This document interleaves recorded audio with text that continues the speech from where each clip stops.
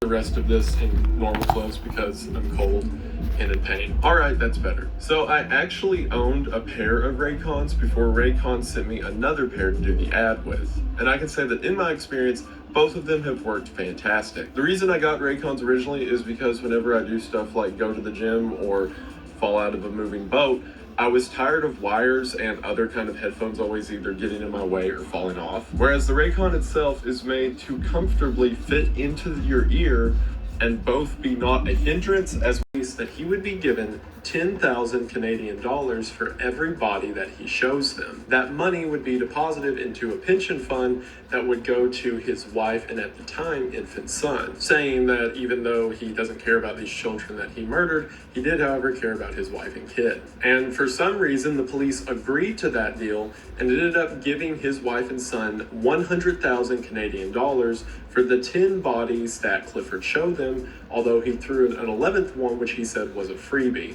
The public wasn't made initially aware of that deal until the trial, to which people were then outraged that the person who killed their children was given $10,000 for showing the police where the body was. Despite this, nothing changed in the agreement, and Clifford was given a life sentence. But due to the way Canadian law worked at the time, Clifford was eligible for parole after 25 years, so the judge said at the sentencing hearing of the trial that Clifford should never ever under any circumstances be let out. Of course, Clifford still tried for parole, and in his 2006 parole hearing, he said that he should be let go because he gave the United States a warning about 9/11 and that they had granted him clemency for it. Which, let me remind you, for one, Clifford was being jailed in Canada, and two, the interrogators invited detectives from Moscow to come help figure out what the issue was. And sure enough, the detective from Moscow who showed up to question this supposed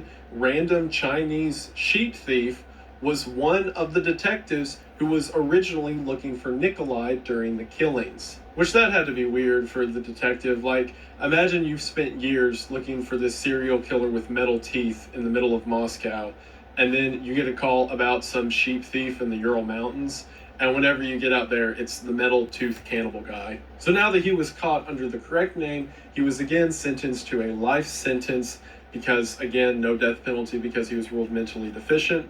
He was thrown back into a home and continues to live out that life sentence today. However, he frequently makes requests that they give him the death penalty, although to this date, all of them have been denied. While Nikolai was only ever officially convicted of 5 murders, it's believed the actual number is closer to a dozen. Metal Fang really caught on with the media, especially considering the cannibalistic nature of these killings, and a crazed Russian in the mountains who eats people with metal teeth is something that I'm sure the news like to run with. Benjamin Atkins was born on August 20th on the corner whenever a John Doe pulled up, invited her into the car. He then drove her to his house before she denied his advances.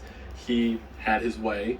Before taking her to the airport and before flying away, she managed to catch him off guard for a second and run away. And somehow, by the grace of God, she remembered the tail number of the plane he tried to take her in. So the police searched the number and came to the name of Robert Hansen. Initially, his friends gave a false alibi for him, which they later recanted on, and after a lot of court hoopla, he was eventually arrested and